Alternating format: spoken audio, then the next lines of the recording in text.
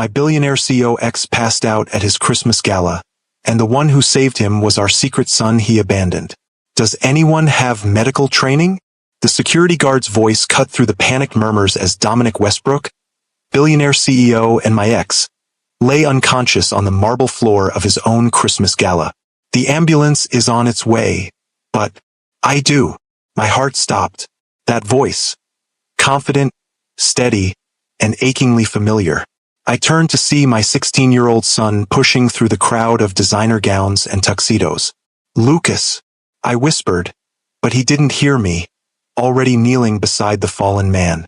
I'm a certified EMT, he told the security guard, his hands moving with practiced precision to check Dominic's pulse. Part of my hospital internship program. I stood frozen, watching as my son, with his father's strong profile and my determined chin, efficiently assessed the condition of the man who had once called him a distraction and wrote a check to take care of it. The man who had no idea that the teenager now potentially saving his life was his own flesh and blood. Have you ever witnessed your carefully guarded secrets unraveling before your eyes? Have you felt that moment when your past and present collide with such force that you can barely breathe? If you've ever had to face the consequences of choices made long ago, stay with me for a story that will remind you that sometimes life has a way of bringing us full circle in the most unexpected ways. I'm Mr. Harrison, and today's tale is about how one moment at a Christmas gala changed 3 lives forever. Hi, my beautiful sisters. This story is for every woman who's ever had to stand alone when someone walked away. For every mother who's sacrificed dreams, sleep, and security to give her child a beautiful life. For every heart that's been broken by someone who chose ambition over love. Your strength isn't measured by never falling, but by rising every time life knocks you down. Maya's journey reminds us that sometimes our greatest triumphs come from our deepest wounds, and that raising a child with love and integrity is the most powerful success story of all. You are stronger than you know, more capable than you believe, and your worth isn't determined by those who couldn't see your value. If this message speaks to your heart, please hit that like button and let me know you're here. The first snowflakes of December drifted lazily past the windows of my apartment as I stared at the invitation that had arrived that morning. Embossed gold lettering on heavy cream cardstock, Westbrook Industries' annual Christmas Gala. Exclusive, elegant, and the last place on earth I wanted to be. You're not seriously considering going, are you?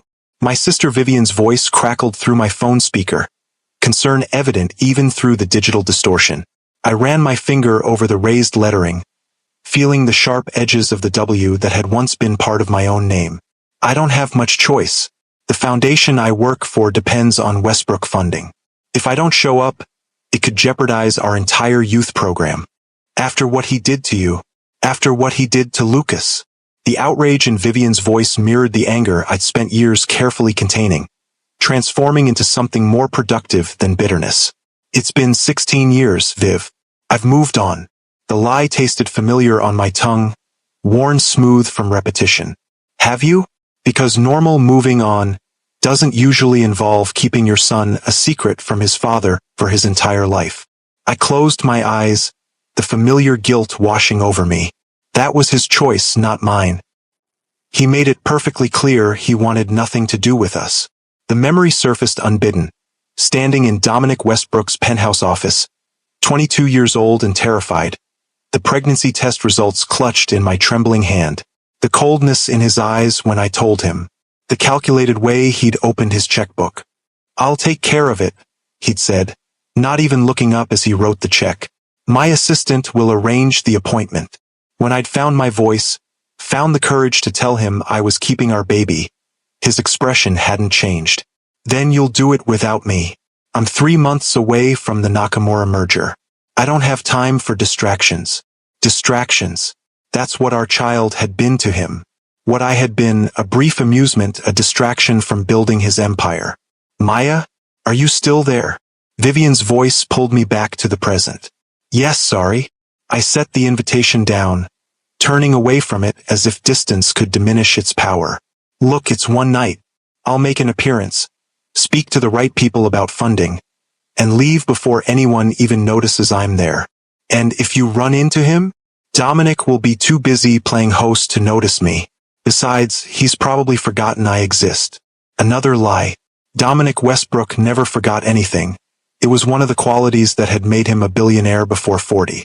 His mind was a steel trap, cataloging every detail, every advantage, every weakness to be exploited.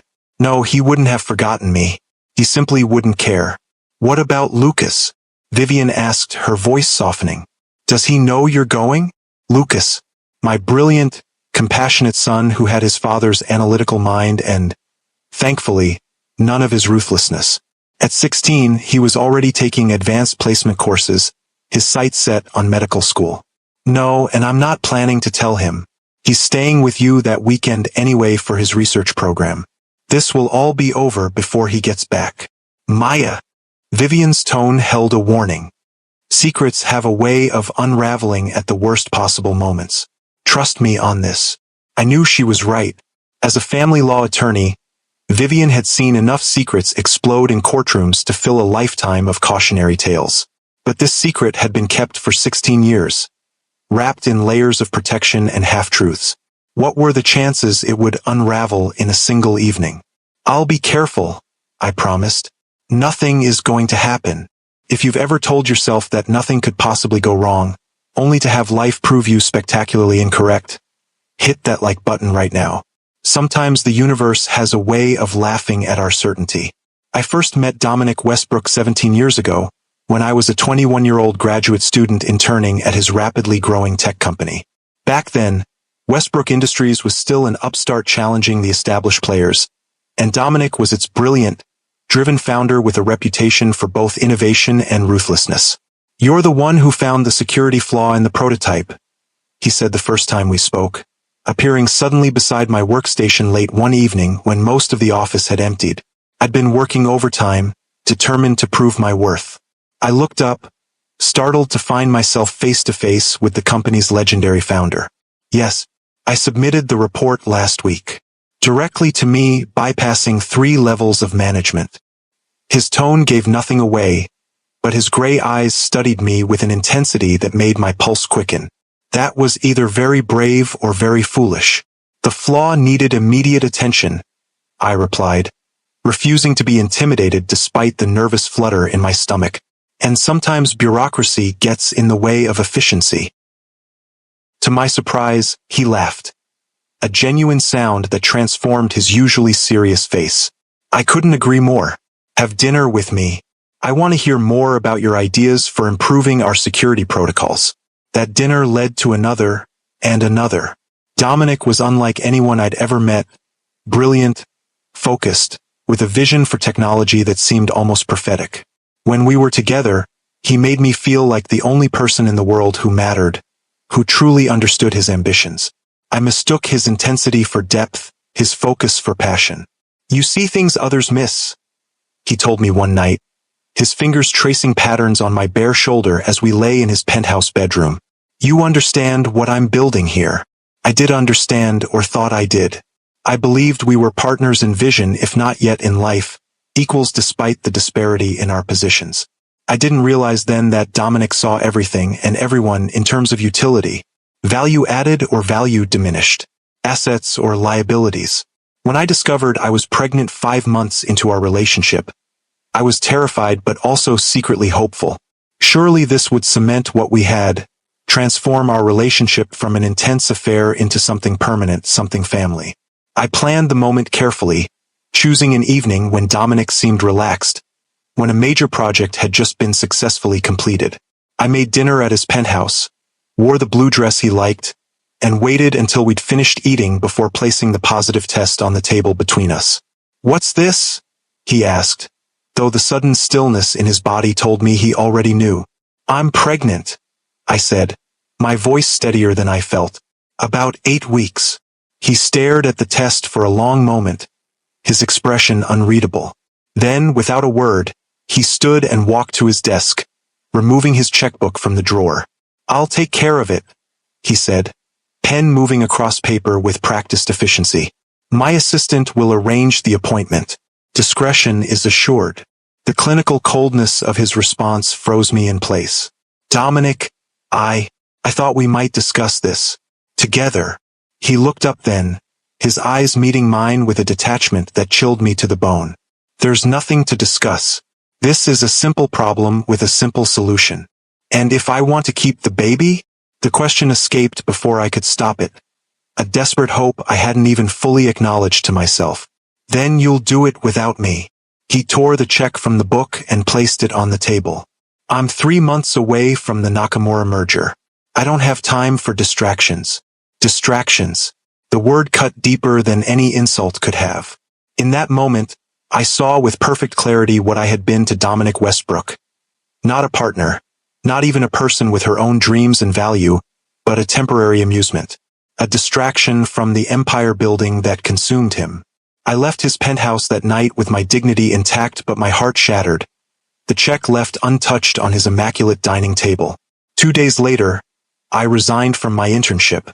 A week after that, I moved out of my apartment to a different borough, determined to put as much distance between myself and Dominic Westbrook as possible while still remaining in the city I loved. I never cashed his check. I never contacted him again. And when Lucas was born 7 months later, beautiful, perfect, with his father's strong profile and my determined chin, I gave him my last name and vowed that he would never know the coldness of rejection from the man who had helped create him. If you've ever had to rebuild your life from scratch with a broken heart and uncertain future, let me know in the comments. Your story of resilience matters, and you're not alone. The years that followed were both the hardest and most rewarding of my life. Single motherhood while finishing my graduate studies tested every ounce of my strength and determination. There were nights I cried from exhaustion after Lucas finally fell asleep. Mornings I wondered how I would manage another day of juggling childcare, classes, and part-time work. But there was also joy, pure, transcendent joy in watching my son grow. His first smile, his first steps, the way his eyes lit up when he discovered something new. Lucas was a bright, curious child with an innate kindness that sometimes brought tears to my eyes. How could someone so wonderful have come from such a painful beginning? You're doing an amazing job with him, Vivian told me on Lucas's 5th birthday, watching as he meticulously explained his new science kit to a group of captivated kindergartners. He's thriving, Maya. We're managing, I said, though pride swelled in my chest at her words. More than managing. Look at him, he's confident, kind, brilliant. And he adores you. He did adore me and I him. We were a team, Lucas and I, navigating the world together. I never spoke ill of his absent father, even when Lucas began asking questions around age 6. Where's my dad? He asked one night as I tucked him into bed. Tommy and Michael and Zoe all have dads. Even Lily has 2 moms. I just have you. I had prepared for this moment, rehearsed my answer countless times. Your father was a graduate student I dated briefly. When I told him about you, he wasn't ready to be a parent. Some people aren't ready for that responsibility. Was he bad? No, honey, not bad. Just focused on different things. On his career, his future. Doesn't he want to know me now? Lucas's eyes, so like his father's in shape if not in warmth, searched my face for answers I couldn't give. I don't know, I said honestly. We haven't been in touch. But what I do know is that I wanted you more than anything in the world, and that hasn't changed for a single moment since you were born.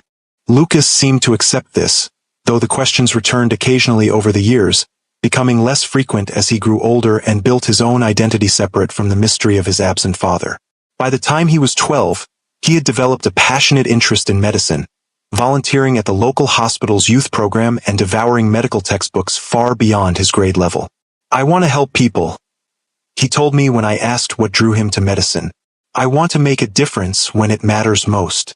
And he was making a difference. By 16, Lucas had completed EMT certification as part of a special hospital internship program for gifted students.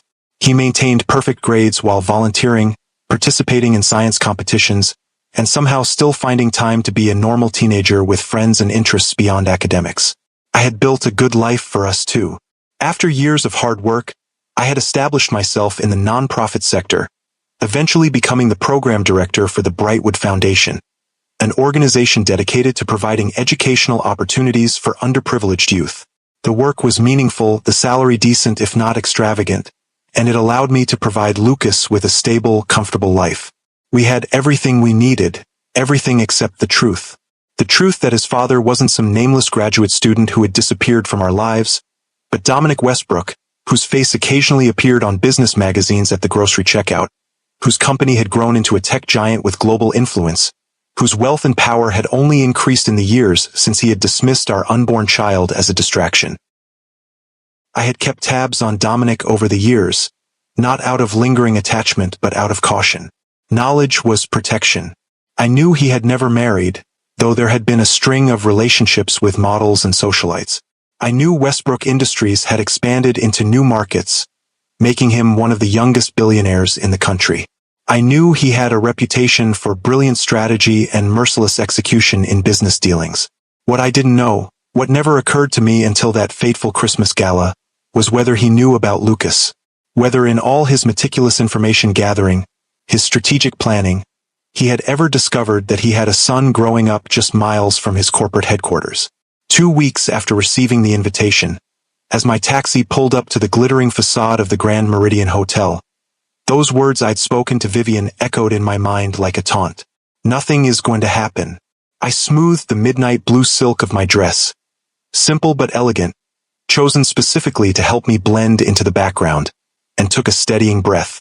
The ballroom was a winter wonderland of silver and blue, ice sculptures glittering under crystal chandeliers, the city's elite mingling in designer finery.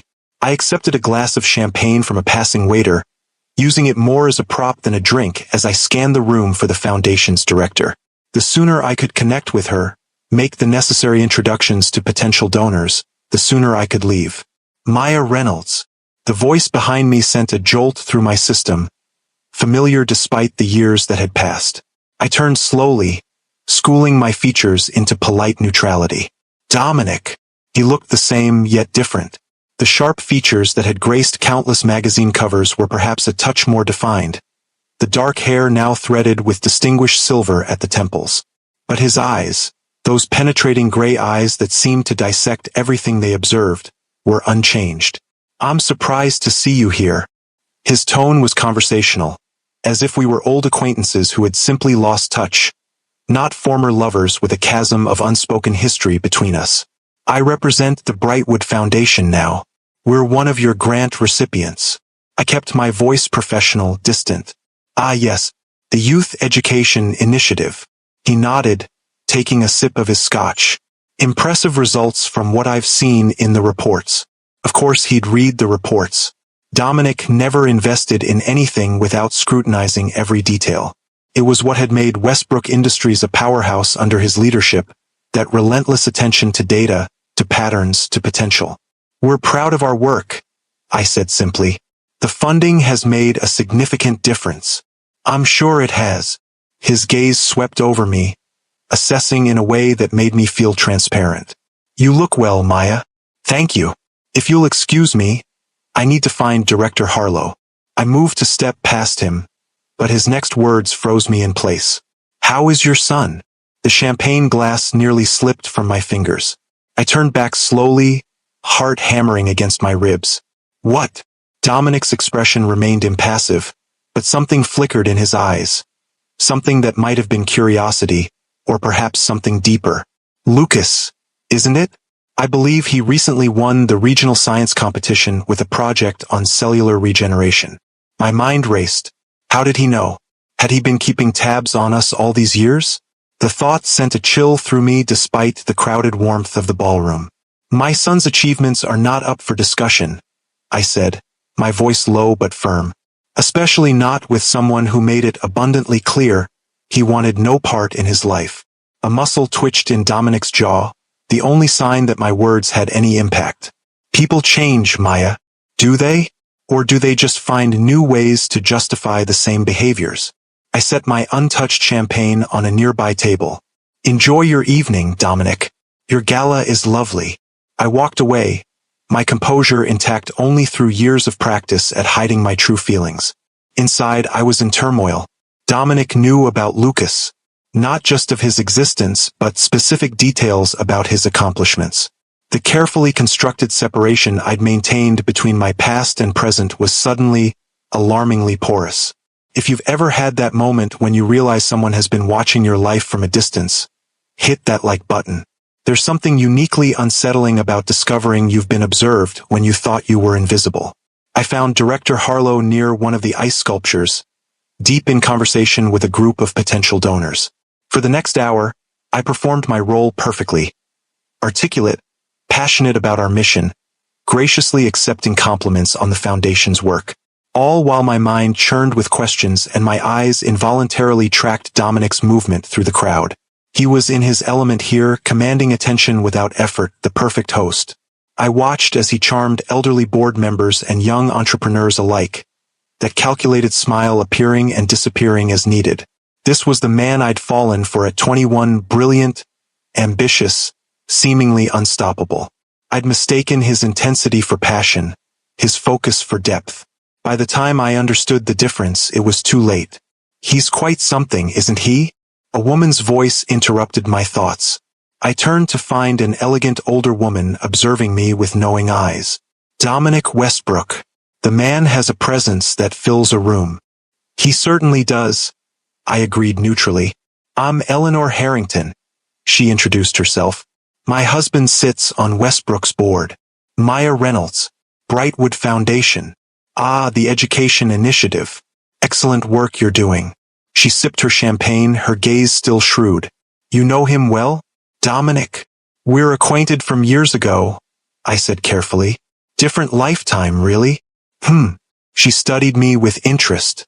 You know, in all the years I've known Dominic, I've never seen him look at anyone the way he looked at you earlier. And how was that? Like a man seeing a ghost. Or perhaps remembering something he'd lost. She smiled slightly. Forgive an old woman's observations. I find people fascinating, especially those who believe they've buried their emotions so deeply no one can see them.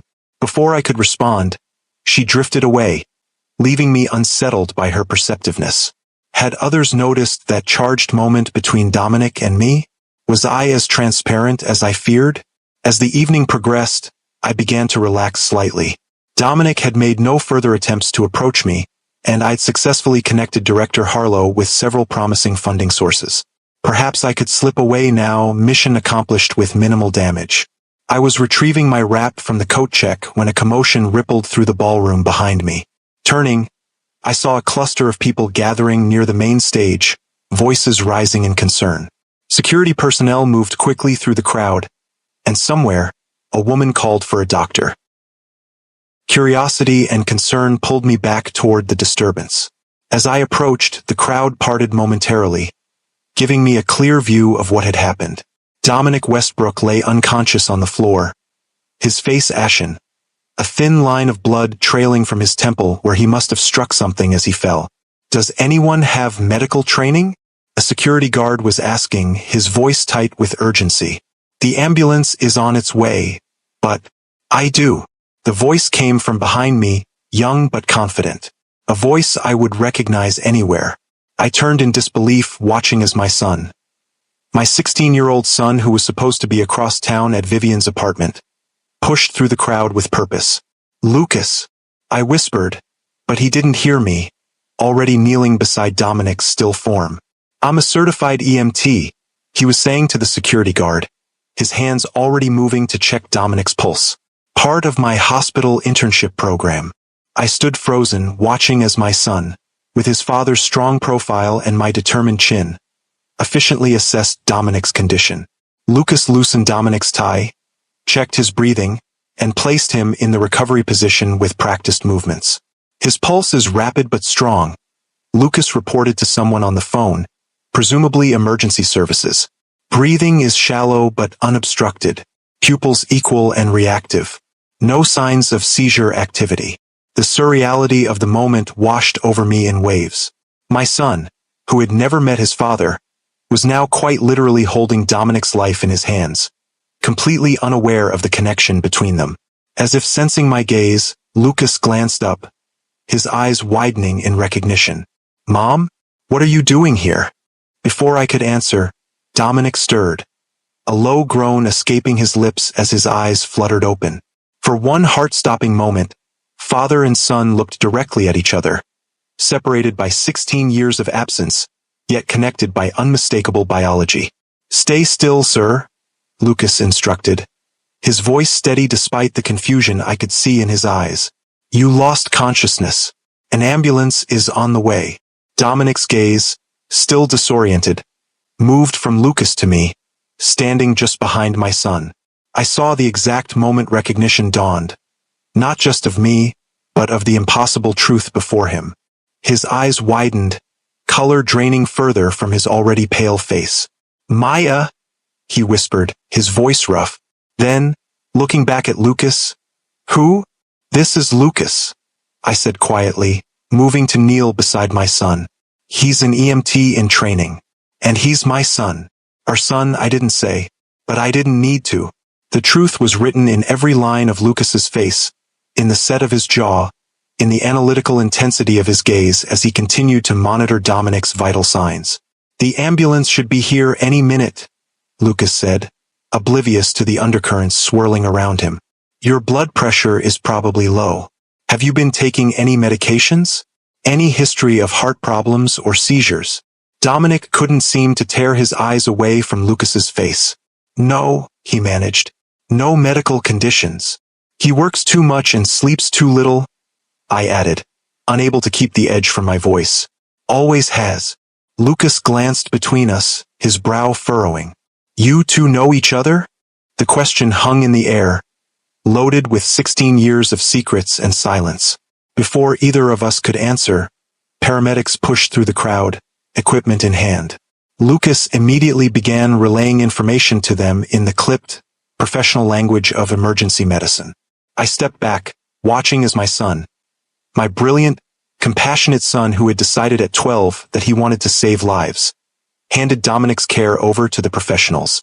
Pride and fear tangled in my chest, making it difficult to breathe. As the paramedics prepared to transport Dominic, his eyes found mine again over the oxygen mask they'd placed on his face. There was a question in them, an urgency that had nothing to do with his physical condition. Go with them, Lucas said, suddenly at my side. He keeps looking at you. Lucas, I can't. Mom. My son's expression was puzzled but determined. I don't know what's going on between you two, but that man clearly wants you there. And I've never seen you look at anyone the way you're looking at him right now. How am I looking at him? I asked, my voice barely audible. Like you're seeing a ghost, Lucas said simply. Like you're terrified and angry and something else I can't quite name. Perceptive. He'd always been too perceptive for his own good. I need to take you home, I said, reaching for normalcy in the midst of chaos. You shouldn't even be here. Why aren't you at Aunt Vivian's? The research symposium ended early, and I wanted to surprise you. Lucas ran a hand through his dark hair, a gesture so reminiscent of his father that it made my heart ache. I tracked your phone to here. I was just about to text you when that man collapsed. The paramedics were moving Dominic toward the exit now. As they passed, his hand shot out, grasping weakly at my wrist. Maya, he said, his voice muffled by the oxygen mask. Please. 2 syllables. After 16 years of silence, just 2 syllables. But I heard what he couldn't say with an audience present. With our son standing beside me, we need to talk. Go, Lucas urged again. I'll catch a ride home with Aunt Vivian. She's on her way. I texted her when I saw you. Of course he had. My practical, thoughtful son who had no idea he'd just saved his father's life. Lucas, I began, not even sure what I was going to say. It's okay, Mom. He squeezed my hand. Whatever it is, we'll figure it out. We always do. We always do. Just the two of us against the world. From the moment I'd held him in my arms and promised that what he lacked in a father's presence, I would make up for with the fierceness of my love. But now Dominic knew. And judging by the intensity in his eyes as the paramedics wheeled him away, everything was about to change. If you've ever had a moment when you knew your life was about to be irrevocably altered, comment below. Sometimes we can feel the axis of our world shifting before we fully understand what's happening. I followed the ambulance to Manhattan Memorial in a daze, memories flooding back with each passing street. This was the hospital where Lucas had been born, where I had held my newborn son alone. No hand to squeeze during labor, no proud father to count tiny fingers and toes. Where I had given him my last name instead of Dominic's, the first of many decisions made to protect him from a world that could be cruelly dismissive of distractions. By the time I reached Dominic's private room, the benefits of wealth ensuring he bypassed the emergency department's usual wait. He was sitting up, looking remarkably composed for someone who had collapsed less than an hour ago. The oxygen mask was gone, replaced by a small bandage at his temple where he'd struck the floor. Vasovagal syncope, he said as I entered, his clinical tone at odds with the intensity of his gaze. Apparently my body decided to dramatically lower my heart rate and blood pressure without consulting me first. The doctors say it's benign. Nothing about you has ever been benign, Dominic. I remained standing near the door, maintaining distance between us. A ghost of a smile touched his lips. Still direct. I've always appreciated that about you. What do you want? I asked, cutting through the pleasantries. You asked me to come, so I'm here. He's mine. Not a question. A statement of fact, delivered with the same certainty Dominic applied to everything in his life. Biologically, yes. I crossed my arms. A defensive posture I couldn't help. In every way that matters? No. You made your choice 16 years ago. I made a mistake. The simple admission hung in the air between us. In all the years I'd known him, through our whirlwind romance and its bitter end, I had never heard Dominic Westbrook admit to a mistake. A mistake, I repeated, the words tasting like ash. Is that what you call writing a check and telling me to take care of it? Is that what you call 16 years of absence? The anger I'd contained for so long threatened to spill over. Lucas is not a business deal gone wrong that you can simply renegotiate, Dominic. He winced, whether from my words or from pain. I couldn't tell. I deserve that. I deserve worse. He gestured to the chair beside his bed. Please sit, just for a moment. Against my better judgment, I sat, though I maintained my rigid posture, unwilling to show any sign of softening. He's remarkable, Dominic said quietly. Lucas. Even in those few minutes, his composure, his knowledge, the way he took control of the situation. He wants to be a doctor. He's been working toward it since he was 12. Like his mother, that same determination. Dominic's eyes held mine. But he has my analytical mind, doesn't he? The way he assessed the situation, categorized the symptoms. I looked away, uncomfortable with his accurate assessment. Why were you asking about him earlier? How did you even know about the science competition? Dominic was silent for a moment, his fingers absently adjusting the hospital bracelet on his wrist. I've known about him for 3 years. The revelation hit me like a physical blow. What? It was coincidence, initially. A photograph in the Tribune's education section, a group of middle school students who'd won some robotics championship. I almost turned the page, but something about one of the faces caught my attention. His voice grew softer. He has your smile. But when I looked closer, I saw myself in him too. My mind raced, trying to remember the article, trying to process the implications. You've been watching us for 3 years and never said anything? I had no right to, Dominic said simply. I gave up that right when I chose Westbrook Industries over you. Over him. Then why now? What's changed? He looked down at his hands, strong, capable hands that had built an empire but had never once held his son. I have. Or perhaps I'm finally seeing clearly what I've lost. He met my gaze again. When you walk away from humanity for long enough, Maya, you stop recognizing it in yourself. I wanted to dismiss his words as manipulation, as the calculated charm he'd always wielded so effectively. But there was something different in his eyes now. A vulnerability I'd never seen before, not even in our most intimate moments. Lucas doesn't know about you, I said, my voice firm despite the turmoil inside. He thinks his father was a graduate student I dated briefly who wasn't ready for fatherhood. He stopped asking for details years ago. A convenient fiction. A necessary protection, I countered. What was I supposed to tell him? That his father considered him a distraction from a merger? That he was willing to pay to make sure Lucas was never born? Dominic flinched visibly. I was a different person then, driven by ambition to the exclusion of everything else. I thought success meant never compromising, never allowing anything to divert me from my goals. He gestured around the hospital room. Look where that got me. You got exactly what you wanted, Dominic. Westbrook Industries is one of the most successful companies in the country. You're on the Forbes list every year. And I collapsed alone at my own gala, only to be saved by the son I abandoned. The irony in his voice was tinged with genuine regret. Not exactly the legacy I envisioned. Legacy. It always came back to legacy with men like Dominic. I stood, suddenly weary of the conversation. I should go. Lucas will be waiting. Maya, wait. Dominic sat forward, wincing slightly at the movement. I'm not asking for forgiveness. I'm not even asking for a place in his life. Not yet. But I would like the chance to know him. To see if there's any way I can make amends for what I've done. That's not my decision to make, I said after a long moment. Lucas is 16. Old enough to decide for himself if he wants to know you. You'd tell him the truth? I've never lied to him, Dominic. I've omitted details, protected him from pain, but I've never lied. If he asks directly, I'll tell him who you are. Hope flickered across his face, quickly tempered by understanding. And if he doesn't want to know me, then you'll respect his decision, just as I've respected yours all these years. I moved toward the door, pausing with my hand on the handle. For what it's worth, he's the best person I know.